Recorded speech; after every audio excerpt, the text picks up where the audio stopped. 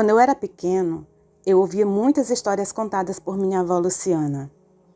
Ela era uma senhorinha muito divertida e sempre que ela ia nos visitar depois da janta, nós pedíamos que ela nos contasse algumas histórias.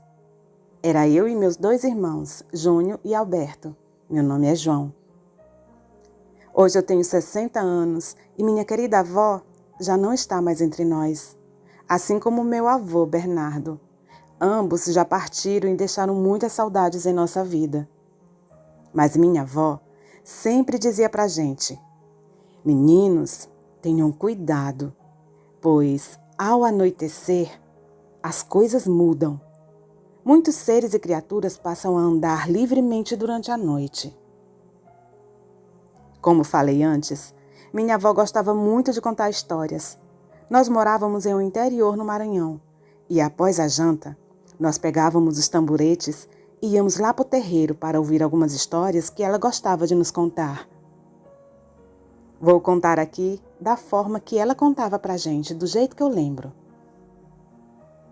Certa vez, minha amiga Chica foi passar uns dias no sítio de seu padrinho. Chegando lá, foi uma agitação só. Ela brincou com os filhos de seu padrinho, passava um dia nadando no riacho, pescando, correndo, andando de bicicleta e até ela ganhou um cavalo de presente. Mas ele ficaria ali no sítio. Não era para ela levar para a cidade, não. Quando ela sentisse saudade, era só ir até o sítio para ver o cavalo. Chica colocou o nome do cavalo de Trovão. E assim, costumeiramente ela ia visitar seus padrinhos e gostava muito de andar a cavalo. Só que em uma dessas visitas, quando ela chegou ao sítio, percebeu o clima estranho. Sua madrinha, preocupada e chateada, disse que o leite que eles tiravam da vaca logo arruinava. Muitas coisas estavam sumindo de casa e, em algumas ocasiões, eles guardavam algo em um lugar e depois aparecia em outro.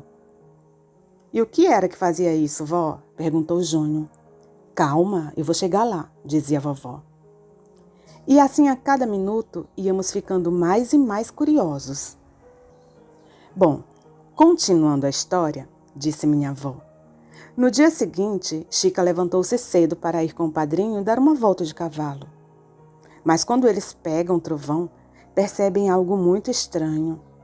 A crina de Trovão estava com tranças feitas na cabeça do cavalo, mas não eram tranças simples como qualquer um de nós costuma fazer. Eram umas tranças tão apertadas, tão firmes e com uma espécie de nó no meio delas, que era muito difícil desfazer. Muito difícil mesmo.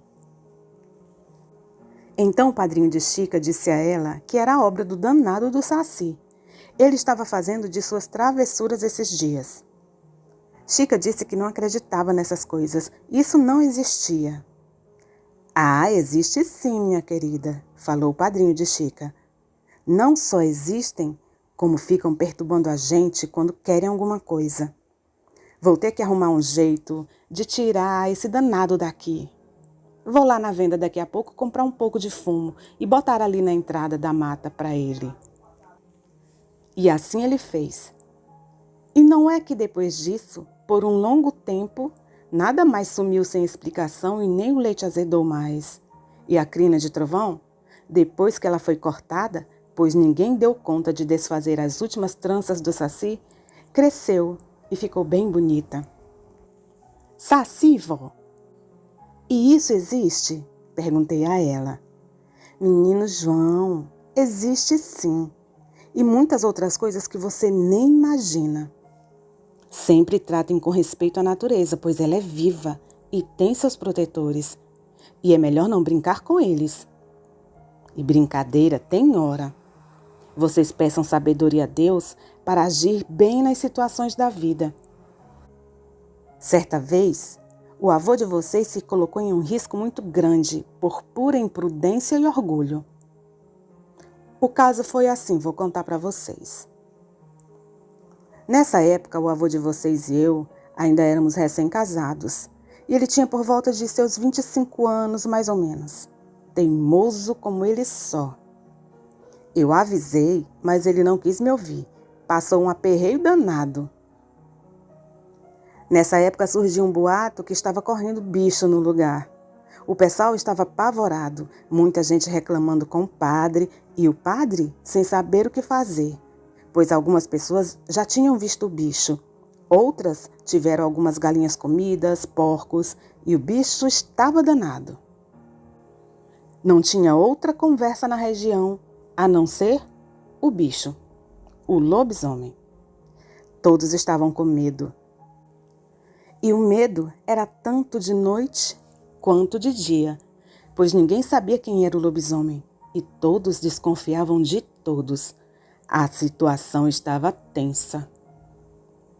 Certo dia, alguns homens reunidos no boteco de seu Geraldo ficaram conversando e ali rolou cada história, cada um se fazendo de valente.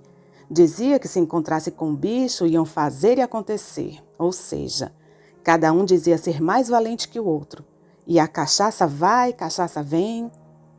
O avô de vocês resolveu falar que se encontrasse com o bicho, ia cair de cacete nele. Cacete é um porrete de madeira. E o povo começou a sorrir e desdenhar do que ele havia dito. E ele se sentiu desafiado. Chegou em casa brabo, dizendo que ele era homem sim, e o que ele falava ele cumpria. No outro dia, cedo, antes do anoitecer, ele ficou lá se arrumando, pegou o cacete dele e disse que ia esperar pelo lobisomem, que naquela noite ele ia saber quem era esse bicho. E ele saiu de casa determinado, ele e o cacete.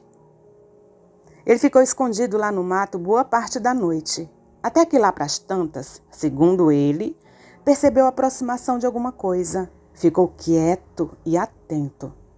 Quando ele se espanta, um bicho estranho na frente dele. Era algo pavoroso. Um tipo estranho de cachorro, deformado, com dentões enormes e muito brabo. Quando viu que o avô de vocês estava ali, ameaçou partir para cima. Ficaram ali se encarando e quando o bicho foi para cima, o avô de vocês também foi. E se engalfinharam ali numa luta danada. E o avô de vocês caiu de porrada no bicho, mas foi cada cacetada que ele acertou, principalmente assim na lateral, na região das costelas, que o bicho grunhia e gritava, não sei, mas o bicho correu. No dia seguinte, a história se espalhou. Ele andou dando umas voltas pela cidade para ver se descobria quem era que virava o bicho, e nada, não viu nada suspeito. Até que uma semana depois, ele foi visitar um compadre nosso. E chegando lá, a esposa dele disse que ele estava doente e que não queria receber visita. Mas ele conversou, insistiu e viu o compadre. Quando ele chegou no quarto, o compadre estava todo roxo e com umas faixas amarradas pelas costelas, com umas ervas que eu acho que era mastruz. Então o seu avô olhou, perguntou o que havia sido aquilo que aconteceu com ele. Ele, meio envergonhado, disse que tinha sido um assalto em uma viagem que ele havia feito. Só que bem ali, o avô de vocês matou a charada. Era ele. O compadre ali que virava lobisomem. O compadre negou, claro, mas ele tinha certeza que era ele. E assim ficou. O compadre nem se importou e ainda continuou morando ali na região por muito tempo. Mas o que eu quero dizer é que o avô de vocês correu um risco muito grande com a teimosia e o orgulho dele. Eu acho até que o compadre não quis foi fazer mal a ele, de verdade, né, virado no bicho. Eu tenho para mim que eles sabem direitinho o que fazem quando estão virados. E ficou uma boa história para o avô de vocês contar quando fosse beber com os amigos. Alguns acreditaram, outros não. E vocês, crianças, acreditam que lobisomem existe? Boa noite. Então, pessoal, todos bem? Hoje não direi até o próximo vídeo, pessoal, porque este é o nosso último vídeo do canal. Infelizmente, o canal não está indo muito bem e achamos melhor encerrar. Quero agradecer a todos os nossos inscritos que nos acompanharam até aqui. os canais parceiros que nos deram aquela força no início do canal, a todos que tiraram um tempinho para nos enviar suas histórias e seus contos. Valeu demais! Os vídeos postados vão continuar aqui. Se tiverem saudades e quiserem rever algum vídeo, fiquem à vontade. Não iremos retirar nenhuma história. E é isso. Um grande abraço a todos e valeu pela companhia durante estes 3 anos do canal É de Arrepiar.